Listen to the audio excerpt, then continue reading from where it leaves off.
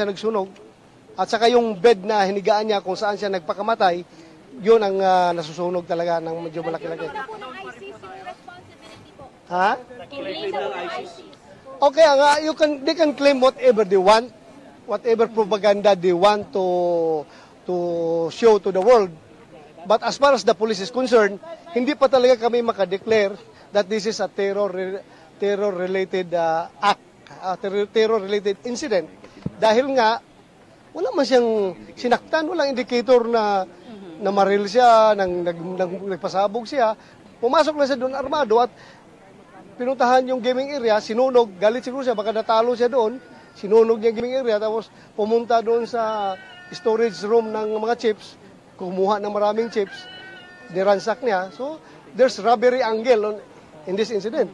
Yung extra wala pa, nandun pa yung suko natin, titingnan pa. Sir, yung extraordinary.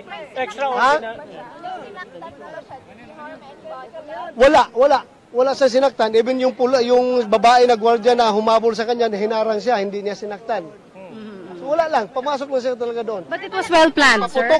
Nagpaputok siya, binaril lang niya yung LED monitor, at saka yung pintuan ng storage room ng mga chips para ma-open niya. Yun lang putok na ginawa niya. Sir, yung extraordinary response ng police, is it parang it shows the concern of the police na sa nangyayari sa Marawi, no? Obviously. Bakit hindi, you may call it extraordinary, but para sa amin, that is necessary.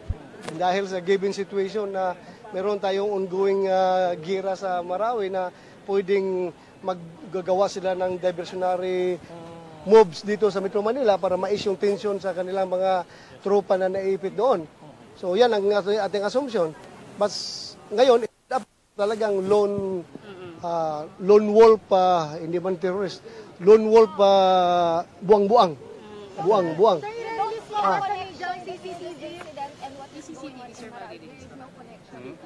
As of now, there's no connection. Hindi natin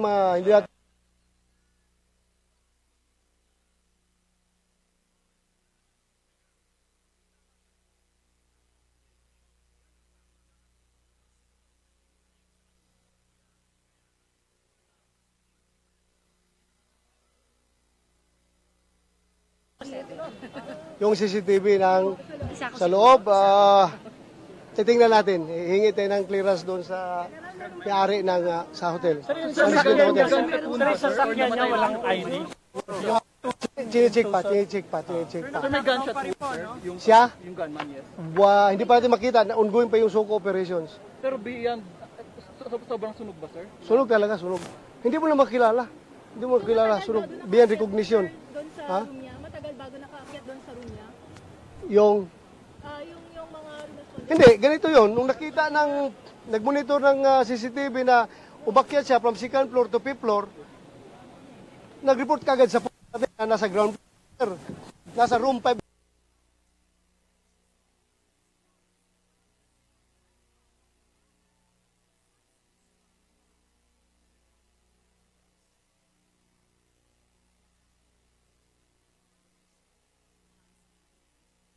Naghahanap ng mga Hindi pa alam kung may naka-check-in doon sa room na yun. So, paano yung mga naghahanap ng mga paano, asan ba sila pupunta, paano Wala. Dito, mag-interpot. Pumutap tayo ng 12 dito. Desk, assistant desk with the police and the management ng hotel. Mag-put up tayo. When you say hotel, Maxim's Hotel, that was where you are. Maxim's at saka... Yung room 510, ano yun? Maxim Hotel. Resort World, may hotel bang Resort World? Walang hotel. Casino. Yung hotel na yun, Maxim. Maxim Hotel. Palagay niya, mas pinili niya masokokate na lang kaysa talagang magpahuli ng buhay sa pulis. Ganun ang ginawa niya eh. Nagpakamalay siya eh. Sinunog niya sarili niya. So palagay niya siya nasa tamang pag-iisip kaya ito? Wala mang tamang pag-iisip na magpakamatay. Sino bang tamang pag-iisip? Di ba? I-verify po natin yung records yung profile po nito. Pag malaman natin ang identity, then we will conduct follow-up investigation. Sir, do you think this will be enough na maging grounds para mag-declare ng martial law? I-extend dito sa Luzon, yung martial law? As I have said, sa ngayon, hindi pa natin kukunik na terror attack yon. So, i-roll out natin as of now. I-roll out natin. Sir, you have interviews with employees saying na more than one daw po yung mga suspects, hindi lang daw po yung isa. Confused lang yung mga tao sa loob dahil nga nakita nila yung nakasunod kagad yung ating mga SWAT na nakaitim. Akala na mga ISIS na naman na nakaitim. Pero mga SWAT natin yon. Pero talagang chinik natin pabalik-balik yung CCTV. Isa lang talaga siya pumasok. At saka confirm yan ng security ng hotel. Sir, talagang iisa lang. Isa lang talaga. Sir, General, Aray, ha? why did it take us hours po to clear kung isa lang po yung gunman? Ano po yung factor? Tingnan mo, yung ilang connection, ilang building yan dyan. Tapos ilang room yan. 9 floor, hanggang 9 floor yun, ilang rooms yung kiniklear namin. Kaya umabot ng mahabang panahon dahil hindi ba buso sabihin mo na cleared na, hindi po pala na clear. So clear talaga lahat ng rooms ng hotel na yon, up to the 9th floor. Sir, naka-lockdown pa po ba dito? Hindi na. Hindi na siguro. Hindi na po ba red alert, sir? Asan? Dito. Red alert pa rin kami, ang mga police, red alert pa rin, full alert kami. Sir, may terror threat ba sa Metro Manila? So far, we have not received specific credible threat, but because of sa nangyari nga sa Marawi, we are expecting na gagawa sila ng effort talaga na ma-divert yung attention dito. Oo. Ba tayo prior, sir? Yung mga ganun, mga buwang-buwang, hindi na yan makover ng intel natin.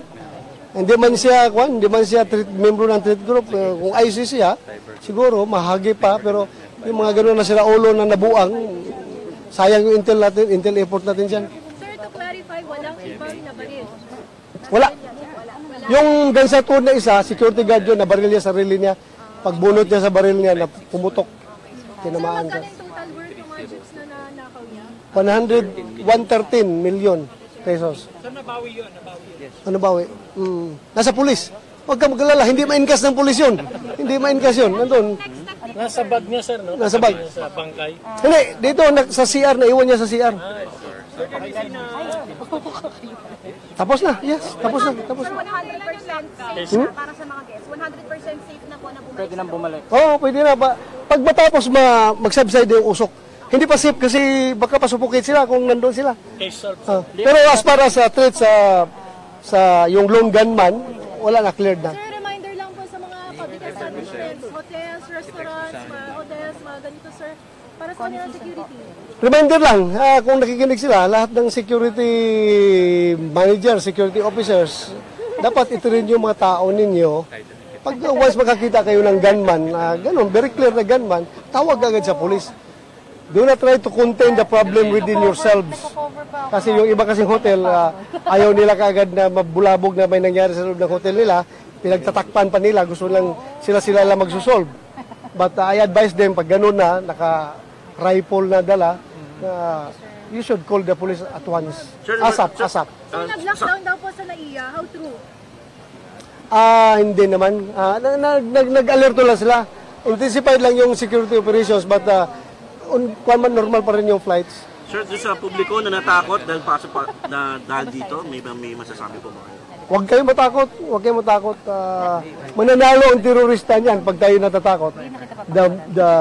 The main objective of the terrorist is to sow terror. Pag tayo natakot, ibig sabihin na-terrorize tayo. So talo na tayo. They gain their objective to terrorize the public. Huwag tayo matakot. Lifted na, sir, ang lockdown. Dito, sa area? Pag tapos na nga yung usok lahat, maklear na yan, okay na, open na yan. Wala po ba ang next na pagbabawalan na makapasok dito after this incident, sir? Wala naman siguro. Alertuhin lang ang security. Ha? Okay. Salamat. Pwede naman pala tayo mag-usap ng ganito. Bakit tagal na nagtutulakan? Matagal lang ayusin ko.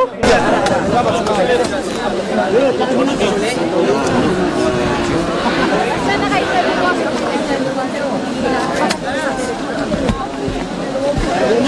sa Alay tayo. I really don't know.